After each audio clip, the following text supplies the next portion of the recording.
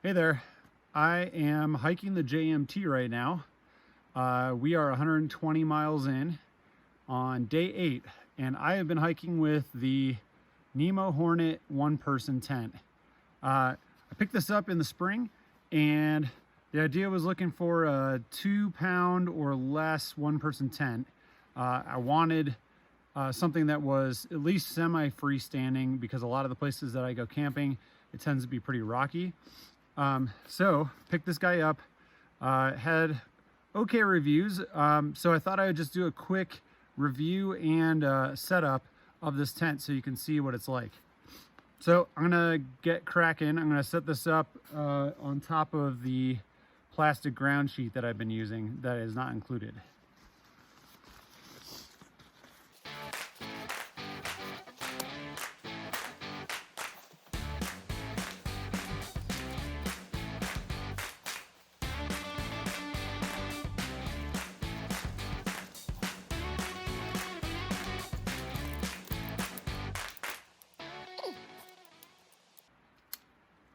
So one thing I do like, has a very simple pole design. Just these 3 points on the single hub. And this tent, being a Nemo tent, has these special feet on one end. I think they call them a Jacob's foot, but the end of the pole just pops right into a socket, and then it captures the end of the pole. And when you do this by yourself, these little Jacob's feet make it easier versus a typical strap with a hole in it, because it's less likely to pop out as you're setting this up on your own. So boom, got that set up. Now you just clip it up.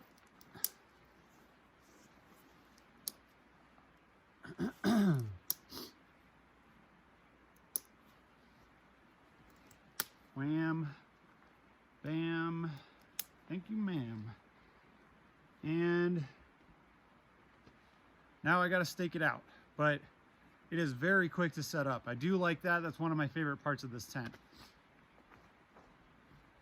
I have been keeping the rain fly, since it's been dry at night, inside the tent to make it easier to store.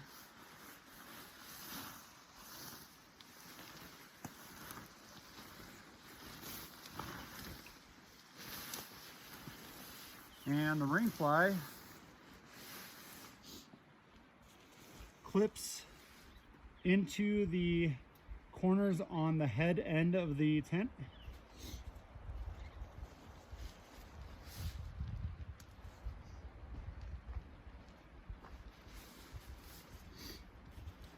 And now I need to stake it out.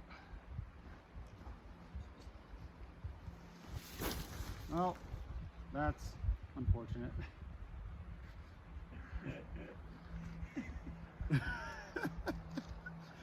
Usually I stake this before I put the rain fly on it. That is awkward.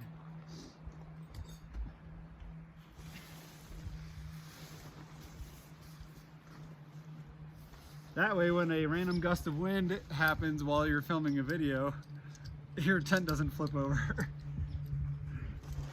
And it's happening again.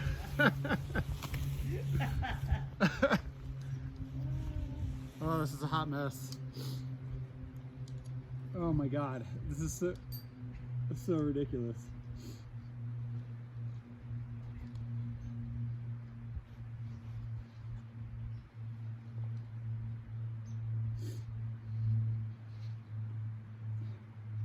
I swear I've set this tent up many times without issue.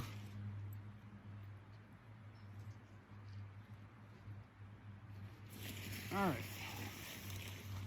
try that again.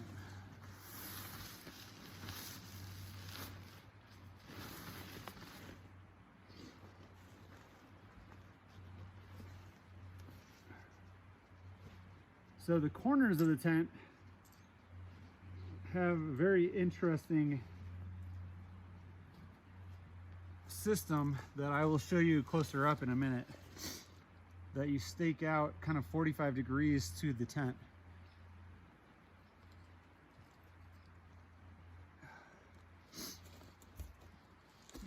All right.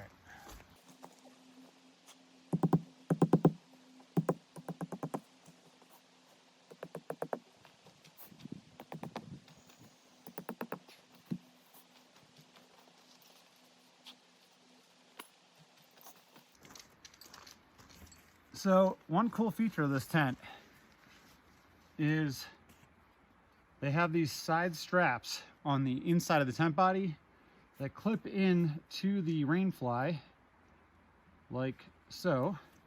And then when you stake out the rain fly, it actually pulls the inside of the tent further out to give you a little bit more interior space.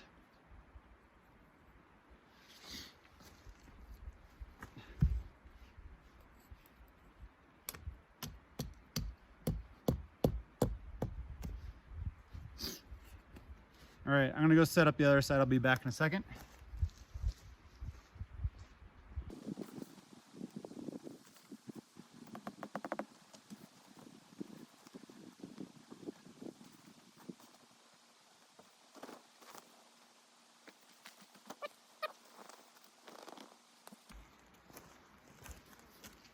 Okay, all done, everything's staked out. Now I'm gonna give you a tour. Okay, I've got the tent fully set up. I've got my sleeping bag thrown in and also my sleeping pad blown up.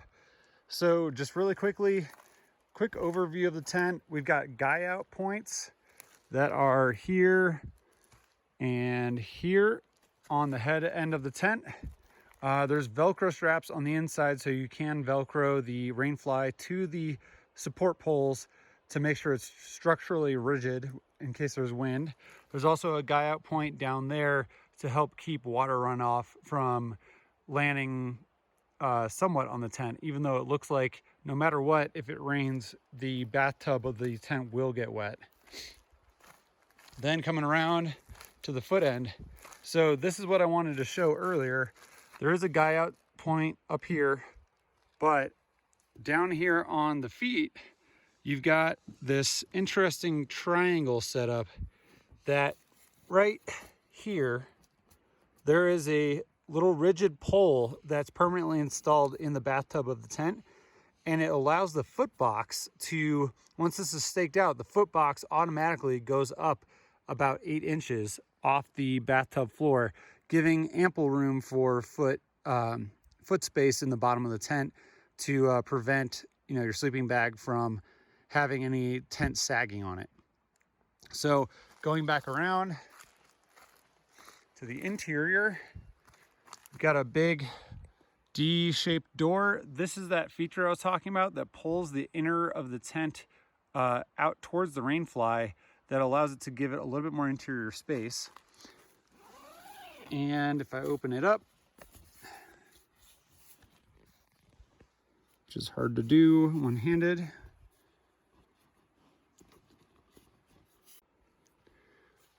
now that I open the door, you see here I've got a sleeping pad for a 6 foot tall person. I'm 6 feet tall.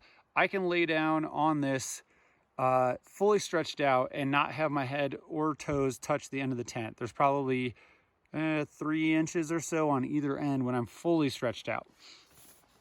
You can also see on the interior, on the side of the sleeping pad, there's actually a good amount of space. There's probably 6 inches to a foot on the bathtub floor next to my sleeping pad, and it is almost touching on that side. So it actually gives you a pretty roomy interior for a one-person tent. Okay, now time for the review portion of this video. Things I do like about the tent. It was very quick to set up and tear down, so it's a pretty simple process to do that. I also like the stretchers to pull the interior of the tent out to give you more interior space. It's pretty roomy for a one-person tent. Also, it does not take up a big footprint. So when we've been trying to find campsites out here on the JMT or the John Muir Trail, depending on where we are, sometimes the campsites aren't very big. Having a small footprint makes it that much easier to find a proper campsite. I have had this prior to the JMT. I slept on top of a mountain in Colorado with probably 20 to 30 mile per hour winds. And when all the guy lines are staked out, it is pretty sturdy. Although I did find that this flap on the head end, when this is taut and it's windy, sometimes it buzzes because there's wind going through it so quickly, which got kind of annoying when I was sleeping on top of that summit. So another thing that I don't particularly love, so I have to state that I do like this tent a lot.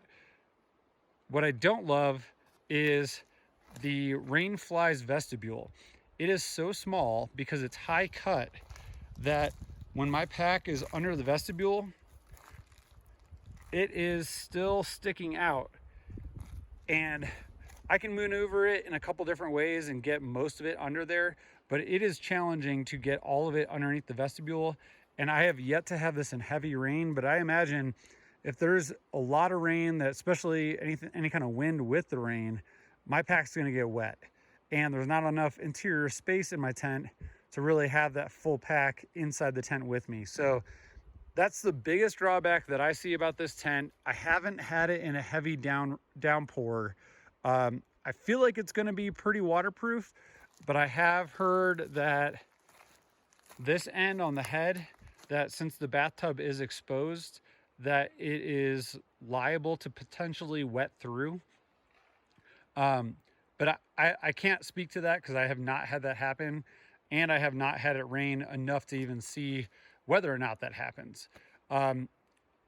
Another part of that is if it is raining, I'd prefer my rain fly to be the only thing that's wet versus also having the bathtub of my tent being pretty wet as well.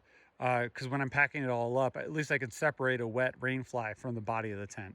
So otherwise, I really like this tent. I've had it out here for, this will be my 8th night. It's been very comfortable, gets great ventilation. I haven't had any condensation issues. It's, oh, one other thing that I almost forgot. Some people don't like that the seams are difficult to line up with the poles. So you can see here's the seam, here's the pole. Even though I have the guy out point velcroed on the inside, it drifts off the pole. So I haven't found that to be a functional issue, but it does kind of drive you crazy, especially on the tail end. I'll move around here. On the tail end of the tent, you can see the entire ridge does not line up with that seam. You know, I don't think it's functionally a problem, but if you're OCD about things aligning, that could be an annoying problem. So otherwise, I'd give this tent probably 1 3/4 thumbs up. You know, the vestibule issue is the one thing that bugs me the most, but I think I'm going to hang on to this tent.